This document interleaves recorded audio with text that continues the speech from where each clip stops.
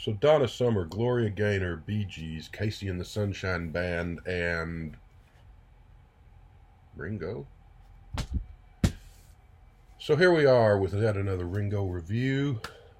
And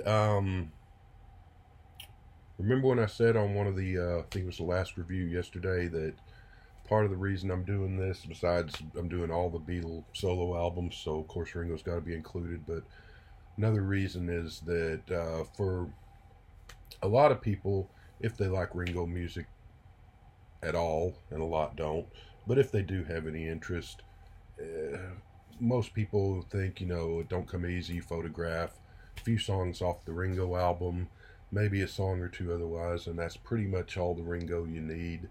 And my contention on that is, because I do like some of his stuff quite a bit, that there's actually more out there that's worth your time, worth a listen, and there's a lot that's not. There's a lot of gunk to wade through to get to some of the good stuff, which is what I'm doing for you. I'm going through all these 500 Ringo albums in order of release. And so we come to his release from September 20th, 1977, Ringo the Fourth.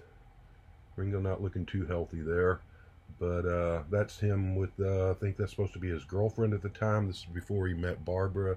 This is Nancy Nancy Spungen? That's not right. That's Sid Vicious's girl. Nancy Allen, Nancy something, Nancy from the comic strips. I don't know, but some girl he was running around with between. There's her butt. Between Maureen and Barbara.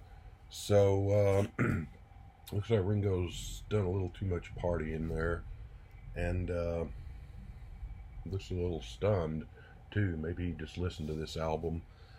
So with the Ringo album, he, from 1973, he called on the former Beatles and a lot of his other friends, Billy Preston and so forth, said, hey, let's all get together, let's have a good time, you guys play on my album, write some songs for me.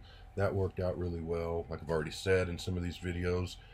He tried it again with Goodnight Vienna, to diminishing results, but same thing with Rotogravure, which I actually like better than Goodnight Vienna album. You can watch my review that I posted yesterday.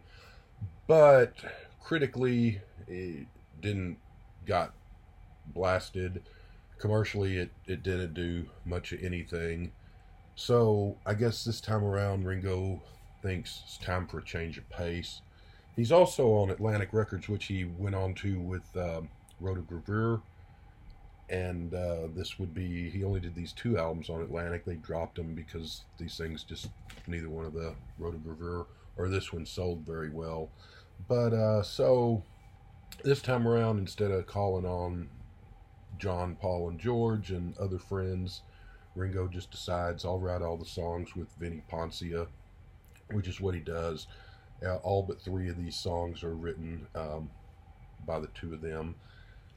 And we also get Disco Ringo, which is kind of doesn't really, the two just don't go together in your mind, or not in mine anyway.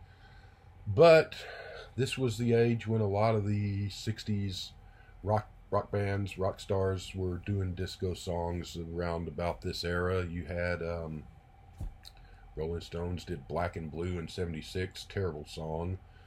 They made up for that by doing Miss You in 78, the following year, which is, in my opinion, possibly their last great song, truly great song.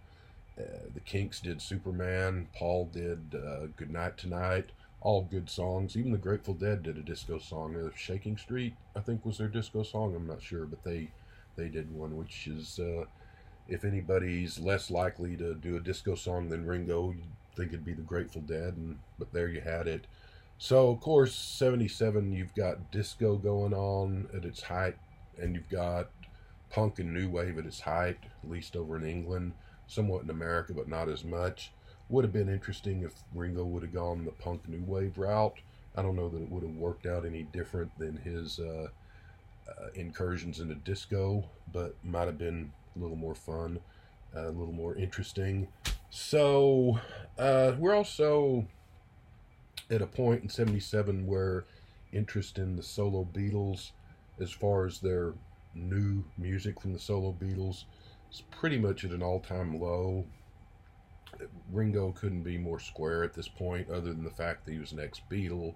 But I mean, as far as the general public, just had no interest in new Ringo music like they had just a few years ago.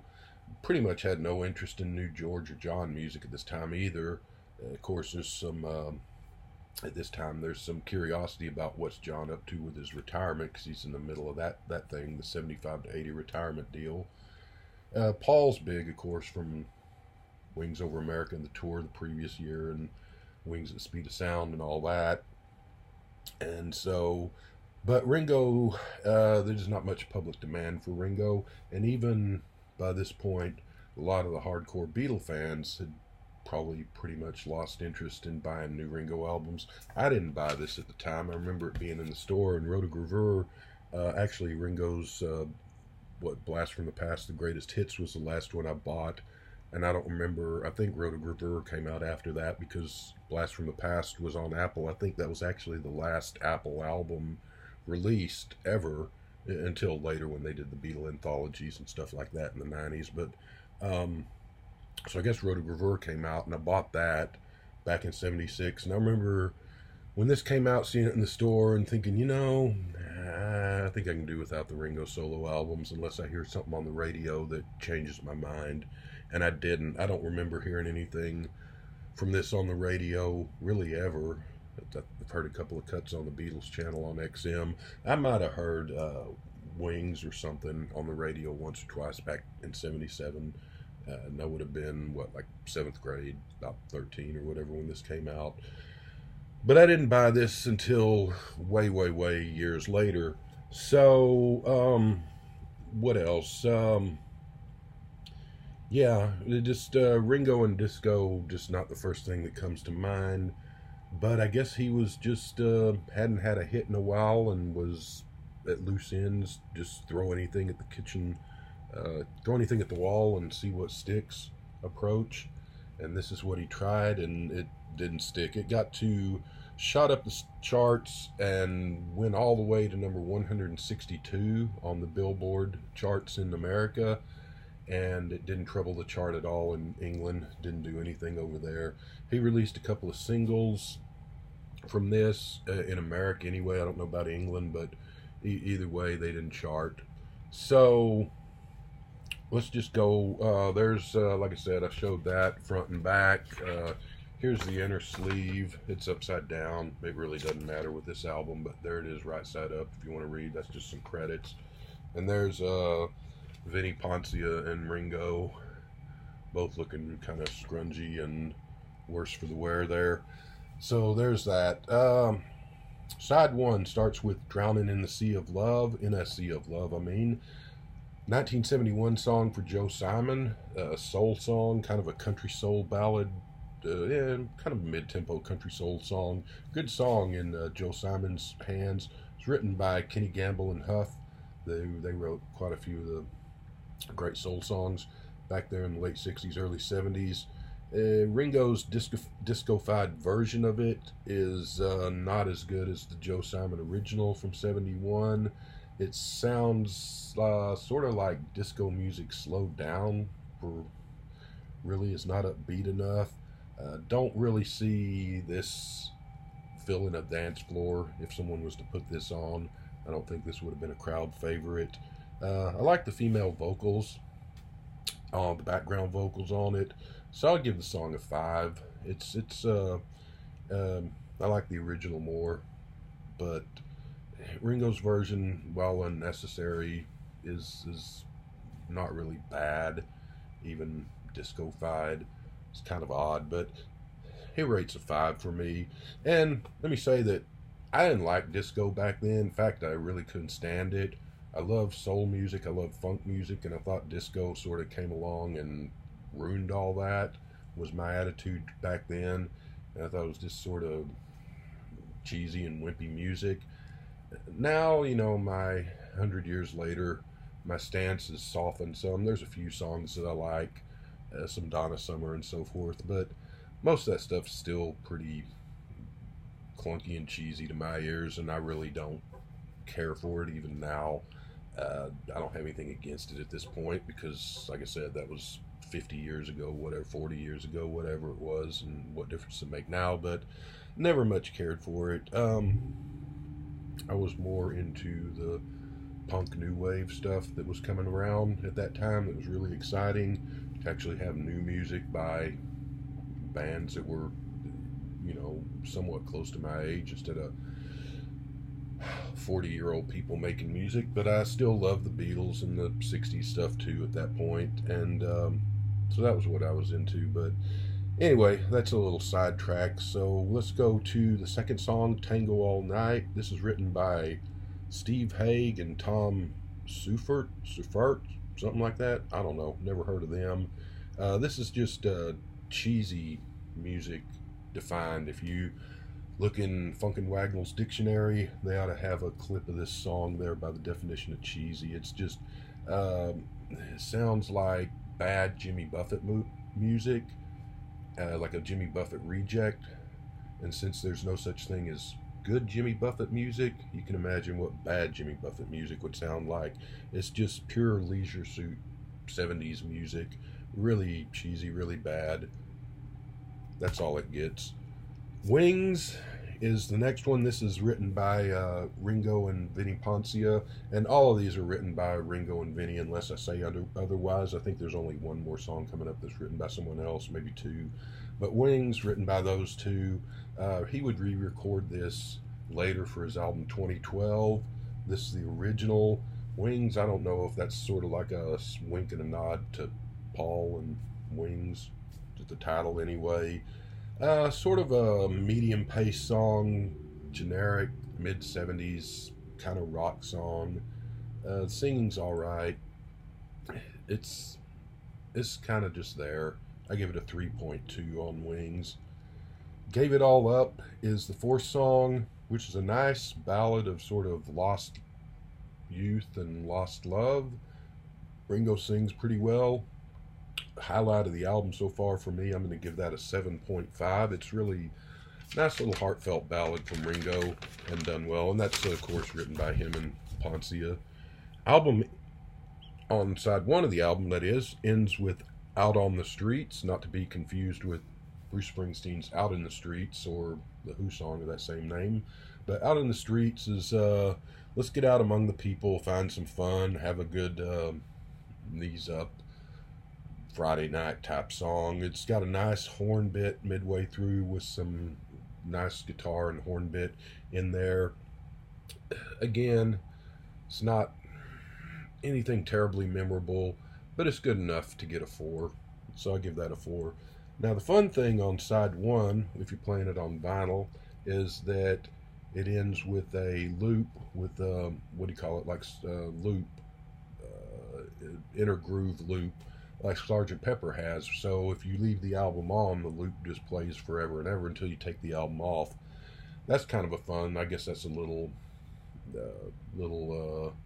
in joke to Sgt. Pepper, maybe, I guess was why Ringo put it on there.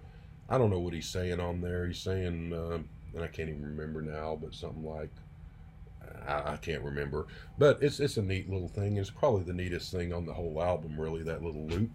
But let's move on to side two, shall we? Side two starts with Can She Do It Like She Dances? This is just your typical, this stuff was all over the place in the 70s, just your kind of cock rock, horn dog songs that were so prevalent. Just, double entendre. The girl dances provocatively, so I wonder what she's like in bed. It's lively and sprightly, though. The sped up tempo in parts of the songs during the chorus is kind of fun. This is written by Steve Duboff, Duboff, and Jerry Robinson or Gary Robinson. I don't know. Not much of a song. I'm going to give it a 3. Song 2 is Sneakin' Sally Through the Alley, which is written by Alan Toussaint. uh, famous New Orleans musician, sort of Ringo in funk mode. And this was also Robert Palmer sort of made this song famous, and Toussaint, of course, wrote it. Ringo's version, at first I thought it's just okay. I'm going to give it a 4, but then he really seems to enjoy himself on this, and seems like he's having fun, which doesn't seem the case on much of the rest of this album. So even though his version of the Sneakin' Sally Through the Alley is not the definitive version by any means, and it's not really a song that I'm that crazy about anyway, to be honest. So if you really like the song, your opinion might be a little higher than mine. I don't dislike it. It's just an okay song in my opinion. But anyway, I'm going to give it a 6 just because Ringo seems to be having fun on this cut, and it's okay. Number 3 on side 2 is called It's No Secret, which is just sort of a cloud soft, feather-haired 70s ballad, just sort of pure Velveeta cheese. Reminds me of somewhat like How Deep Is Your Love, or songs by the Climax Blues Band or the Little River Band. Not the kind of stuff that I like at all in most cases. There are rare exceptions, and strangely, this is one of those rare exceptions. This song really isn't very good, but I sort of like it. Not sure why. So instead of giving it a 1 or a 2, I'm going to give it a 4. It's certainly nothing great, but I think it's a little all right. I don't know that I'd go out of my way to play it too often, but it's all right. Song 4 on side 2, Gypsies in Flight, is a country song, and it seems like Ringo puts a country song on most of his albums, at least one in there, because he's, always been a fan of country. So, he's in good voice. Problem is, it's a pretty mundane and not very memorable song, so I'm going to give it a 2. Again, not bad, just nothing much to it. And Simple Love Song is the 5th and final song, and really nothing to say about that. Forgettable, just a throwaway. Terrible, no.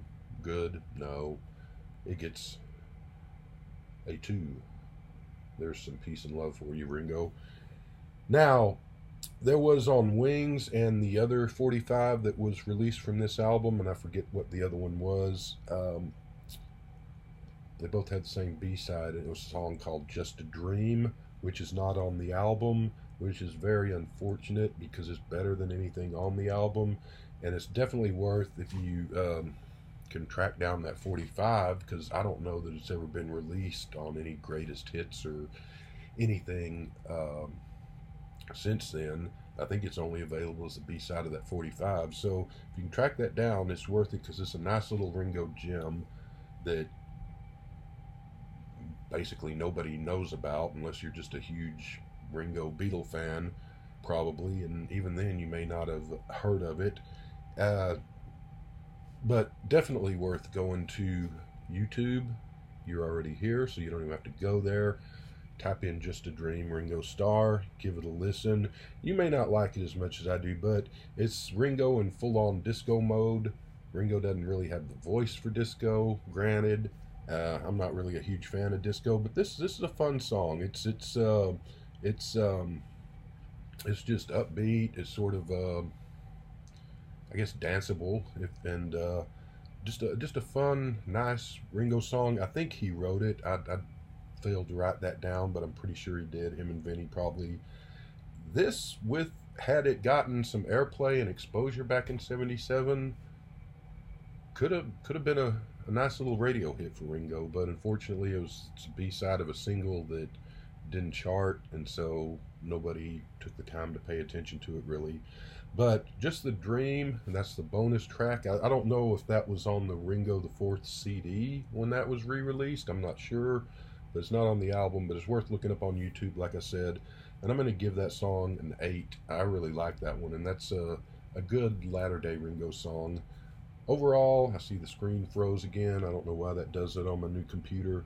Overall, I'm going to give this album a 3.4, and hope you all have a good Sunday. I'll be back with some more Ringo reviews and then reviews of other people to come after that. And we'll see you soon.